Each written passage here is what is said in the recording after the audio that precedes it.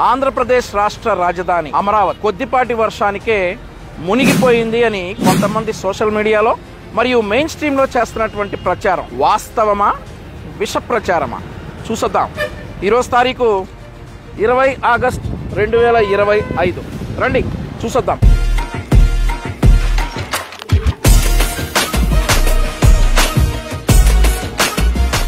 అమరావతి నిర్మాణం అనేది ఒక ప్లాన్ ప్రకారం జరుగుతుంది. ఈ ప్లాన్ లో ప్రపంచ ప్రఖ్యాత కంపెనీలు చాలా పాల్పంచుకున్నాయి. భవిష్యత్తులో అమరావతి వరద ముంపుకు గురి కాకుండా, ఏదైనా ప్రకృతి విపత్తులు వచ్చినప్పుడు వరద ముంపుకు గురి కాకుండా ఈ ఫ్లడ్ మిటిగేషన్ వ్యవస్థ ద్వారా ఈ 16 పంపుల ద్వారా ఎక్సెస్ గా ఉన్నటువంటి వాటర్ ను కృష్ణా నదిలోకి రీపంప్ చేస్తారు. ఇట్లాంటి వ్యవస్థ అమరావతి మొత్తం కూడా ఉంది. నేను ఇప్పుడు కరకట్ట మీద ఉన్నాను. నాకు కుడి పక్కన అమరావతి, ఎడమ పక్కన కృష్ణా నది. అమరావతి వరదలలో మునిగిపోయింది అనేటటువంటి ప్రచారం ఈ ప్రాంతాన్ని చూసి మీరు డిసైడ్ అవ్వాలి. మనం ఇప్పుడు అమరావతి సీడ్ యాక్సెస్ రోడ్డు మీద ఉన్నాం. మీరు ఒకసారి చుట్టూ చూడొచ్చు. ఎక్కడైనా చుక్క నీరైనా నిలిచిందా?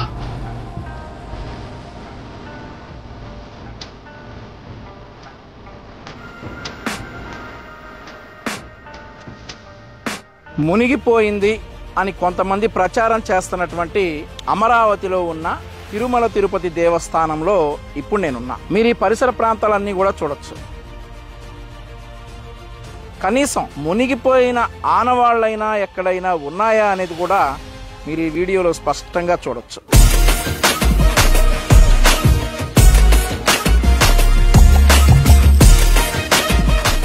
ఇందాక మనం చెప్పుకున్నాం, అమరావతి అనేది పక్కా ప్లానింగ్ తో నిర్మించబడుతున్నటువంటి నగరం. దానికి ఆధారాలు మీరు చూడొచ్చు. Under ground piping, under ground drainage అంతా కూడా ఒక ప్లాన్ ప్రకారం నిర్మితమవుతున్నటువంటి నగరం.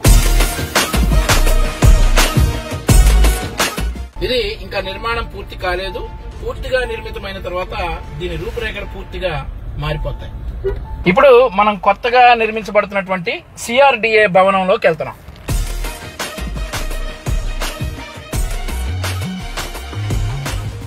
మీరు ఇక్కడ గమనించవచ్చు, డ్రైనేజ్ కోసం తీసినటువంటి గుంటల్లో నీళ్లు నిలిచాయి. వర్షం పడితే అది ఇక్కడే కాదు, ముంబైలో నిలుస్తాయి, హైదరాబాద్లో నిలుస్తాయి, అలాగే న్యూయార్క్లో కూడా ఇలా డ్రైనేజీలు ఉంటే వర్షం పడితే డెఫినెట్లీ నీళ్లు నిలుస్తాయి.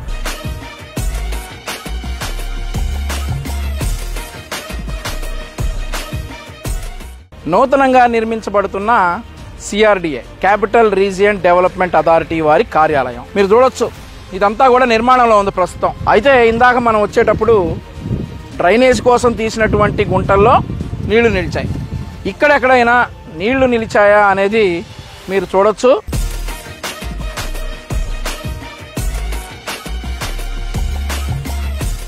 ప్రస్తుతం మనం ఆంధ్రప్రదేశ్ రాష్ట్ర హైకోర్టుకు వెళ్లే దారిలో ఉన్నాం. మీరు మొత్తం ఈ ప్రాంతం అంతా కూడా చూడొచ్చు. ఎక్కడైనా నీరు నిలిచిందా? దీన్ని బట్టి మీరు డిసైడ్ అవ్వాలి.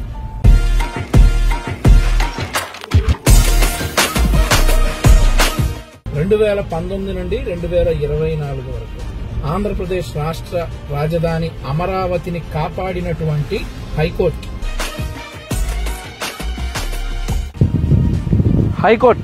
కనిపిస్తా ఉంది కదా. హైకోర్టు పక్కనే నిర్మాణంలో ఉన్నటువంటి రోడ్డు. సో ఈ రోడ్డు ఏంటంటే కొంచెం భూమికి రోడ్ లెవెల్ చేయాలని కొంచెం తవ్వి వేసినటువంటి రోడ్డు. దాని కారణంగా ఇక్కడ కొన్ని గుంటలు ఏర్పడ్డాయి. వీటిలో నీళ్లు నిలిచాయి. వాస్తవమే, ఇక్కడే కాదు, ఏ ప్రాంతంలోనైనా అలా రోడ్డు పైన ఉన్నటువంటి నీళ్లు పక్కకు వెళ్లి నిలవటం అనేది కామన్. సో మీరు చూడవచ్చు, ఇక్కడెక్కడన్నా రోడ్డు మీద నీళ్లు నిలిచిన ఆనవాళ్లు ఉన్నాయా? ఈ రోడ్డు ఇంకా నిర్మాణంలోనే ఉంది. గ్రావెల్ వేసి ఉంచారు, ఇంకా పూర్తి కాలేదు. నిర్మాణంలో ఉన్నటువంటి రోడ్డు పక్కన నిలిచినటువంటి నీరు, రోడ్డుపై ఎక్కడైనా నీళ్లు నిలిచినటువంటి ఆనవాళ్లు ఉన్నాయేమో ఒకసారి మీరైతే గమనించవచ్చు. ఆంధ్రప్రదేశ్ రాష్ట్ర పరిపాలనా భవనం సెక్రటేరియట్. ఇప్పుడు మనం సెక్రటేరియట్ ముందు ఉన్నాం. మీరు గమనించవచ్చు, వెదర్ చాలా ప్లెజెంట్ గా ఉంది.